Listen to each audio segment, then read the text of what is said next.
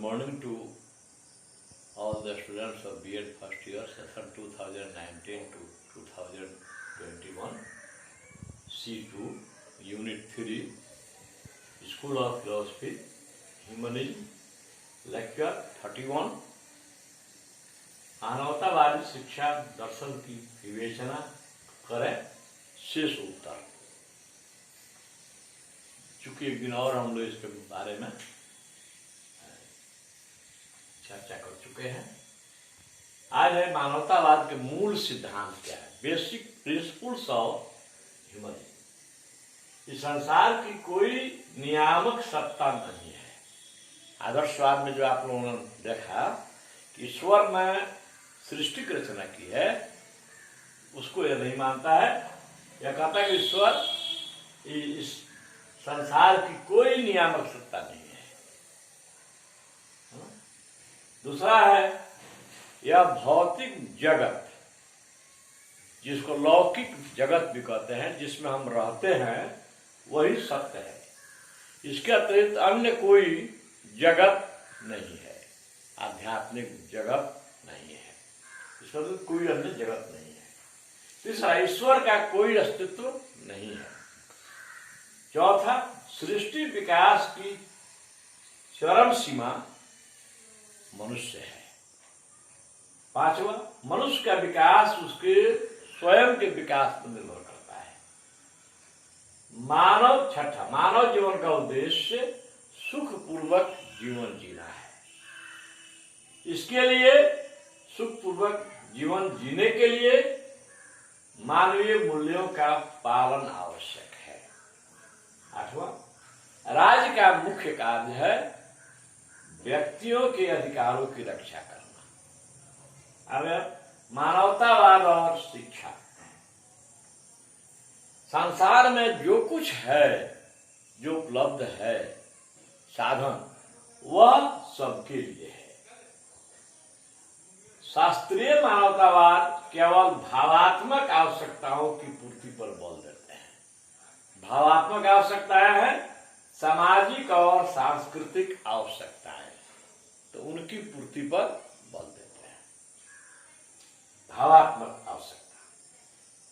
तो वैज्ञानिक मानवतावादी वस्तुगत आवश्यकताओं की पूर्ति पर अधिक जोर देते हैं। मनुष्य को सुखी पूर्वक जीवन जीने के लिए दो चीज आवश्यक है, एक आत्मिक सुख और एक भौतिक सुख। आत्मिक सुख क्या है? आत्मिक सुख ही की प्राप्ति होगी जब भावात्मक आवश्यकताओं की पूर्ति होगी। हमारे जो मानवीय मूल्य हैं, उनकी जब पूर्ति होगी तब हमें आत्मिक सुख होगी। और वस्तुगत आवश्यकताएं हैं भोजन, वस्त्र, आवास, शिक्षा, मनोरंजन, स्वास्थ्य, ये सब वस्तुगत आवश्यकताएं हैं। आइए मानवतावाद और शिक्षा का संप्रत्यय, शिक्षा की अवधारणा, शिक्षा की संकल्पना, concept of education, humanism and concept of education. ये लोग मानवतावादी लोग जो हैं, ये शिक्षा की संकुचित अवधारणा को नहीं मानते हैं। शिक्षा केवल विद्यालयों तक ही सीमित नहीं है, शिक्षा उसके बाहर है, अर्थात शिक्षा की व्यापक अवधारणा के समर्थक है। शिक्षा कहीं भी, किसी भी समय, किसी भी व्यक्ति से, समाज से, संस्था से, संगी साथी से, प्रकृति से आदमी को शिक्षा प्राप्त हो सकती है। इसके लिए कोई निश्चित उम्र सीमा भी नहीं है, निश्चित स्थान नहीं है, निश्चित समय नहीं है। इसीलिए ये शिक्षा की व्यापक अवधारणा के समर्थक है। आइए शिक्षा के उद्देश्य। शिक्षा के उद्देश्य है एक में शारीरिक एवं बौद्धिक विकास, दूसरा है सामाजिक एवं सांस्कृतिक विकास, तीसरा है उच्च मानवीय मूल्यों का विकास। उच्च मानवीय मूल्य है सेवा, परोपकार, सहिष्णुता, त्याग, ये सब उच्च मानवीय मूल्य है। उत्पादन क्षमता का विकास, क्योंकि वस्तुगत आवश्यकताओं की पूर्ति के लिए उत्पादन क्षमता का विकास करना आवश्यक है। जब तक उत्पादन क्षमता मनुष्य की नहीं बढ़ेगी तब तक वह जो है उसकी वस्तुगत आवश्यकताओं की पूर्ति में कमी आएगी। नेक्स्ट है सृजनात्मकता का विकास। इसमें क्या है कि मनुष्य, ये लोग मानते हैं कि मनुष्य में जन्म से ही सृजनात्मक शक्तियां रहती हैं। शिक्षा का काम है उन सृजनात्मक शक्तियों का विकास करके उनको आगे की ओर बढ़ाना। आइए शिक्षा की पाठ्यचर्या करिकुलम ऑफ एजुकेशन में है स्वास्थ्य विज्ञान, व्यायाम, खेलकूद, तर्कशास्त्र, भाषा साहित्य, इतिहास, कला कौशलों, विज्ञान एवं तकनीकी सृजनात्मक क्रियाओं को पाठ्यक्रम में स्थान दिए हैं योग। शिक्षण विधियां हैं तर्क एवं विवेक पर। कोई भी ज्ञान, वास्तविक ज्ञान तब होगा जब वह तर्क की कसौटी पर खड़ा उतरेगा। तो तर्क एवं विवेक पर विशेष बल दिया गया है। प्रश्नोत्तर, प्रश्न और उत्तर विधि है।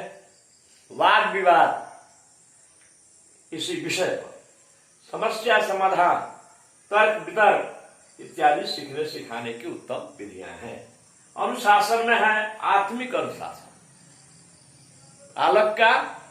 बालक स्वतः अनुशासित होंगे। अनुकरणीय अनुशासन के पक्षधर हैं, यानी शिक्षक जब अनुशासित होंगे तो छात्र स्वतः अनुशासित बन जाएंगे। भूल सुधार हेतु तो इन लोगों ने कहा कि प्रेम के द्वारा भूल सुधार किया सकता है, न कि दंड के द्वारा। शिक्षक को उदारवादी एवं सहिष्णु होना चाहिए। बाल मनोविज्ञान का ज्ञाता होना चाहिए। परिवर्तनशील, प्रगतिशील व्यक्तित्व का होना चाहिए। समाज की पुनर्रचना में विश्वास रखने वाला होना चाहिए। बालकों के व्यक्तित्व का आदर करने वाला होना चाहिए। शिक्षार्थी शिक्षकों का आदर करता तो हो, परंतु अंधा भक्त न हो। शिक्षक छात्र संबंध प्रेम और सहयोग पर आधारित हो। विद्यालय मानव निर्माण की प्रयोगशाला विद्यालय को माना गया है। विद्यालय में सबके साथ मानवीय व्यवहार हो। प्रेम और सहयोग पर आधारित व्यवहार विद्यालयों में होना चाहिए। शिक्षा का अन्य पक्ष में आता है जन शिक्षा। जन शिक्षा मतलब सबों के लिए शिक्षा, निःशुल्क एवं अनिवार्य शिक्षा होनी चाहिए और सबके लिए होनी चाहिए। हर मानव को शिक्षा प्राप्त करने का अधिकार हो। दूसरा है स्त्री शिक्षा। कोई लिंग संबंधी भेदभाव नहीं हो। पुरुष के समान नारी को भी शिक्षा प्राप्त करने का पूरा पूरा हक है। तीसरा है व्यावसायिक शिक्षा। देश की उत्पादन क्षमता बढ़ाने के लिए व्यावसायिक शिक्षा जरूरी है। जब व्यावसायिक शिक्षा बच्चों को दी जाएगी, वे व्यवसाय में निपुण होंगे, तो इससे उनकी आय, अपने स्वयं की आय बढ़ेगी, उनके परिवार की आय बढ़ेगी, समाज की आय बढ़ेगी, राष्ट्र की आय बढ़ेगी। धार्मिक शिक्षा के स्थान पर मानव संबंधी धर्म दर्शन पर शिक्षा देने के पक्ष में है। ये लोग कहते हैं कि धार्मिक शिक्षा देने की आवश्यकता नहीं है, उसके स्थान पर मानव संबंधी धर्म दर्शन, मानवता संबंधी दर्शन देने की पक्ष में है। निष्कर्ष में है कि मानवतावाद एक ऐसी विचारधारा है जो जाति पाति का विरोधी नहीं है, धर्म विरोधी नहीं है, विज्ञान विरोधी भी नहीं है।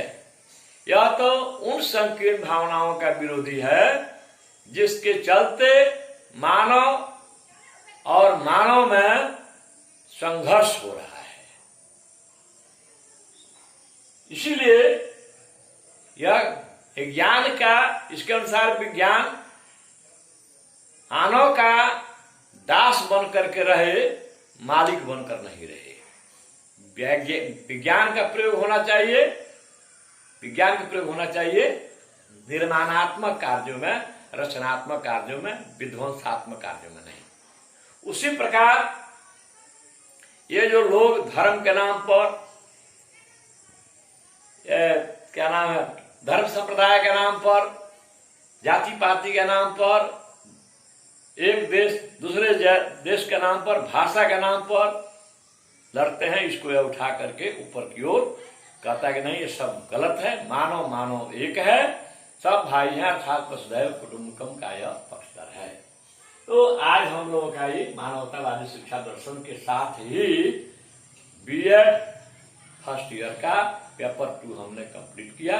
इसके बाद अगर आप लोगों को कहीं भी कोई दिक्कत हो तो आप हमसे संपर्क कर सकते हैं, फोन से चाहे मैसेज भेज करके। दूसरी बात यह है कि आप इसके बाद हम जिनकी शिक्षण विधि हिंदी और अंग्रेजी है, उनका हम क्लास परसों से स्टार्ट करेंगे। धन्यवाद।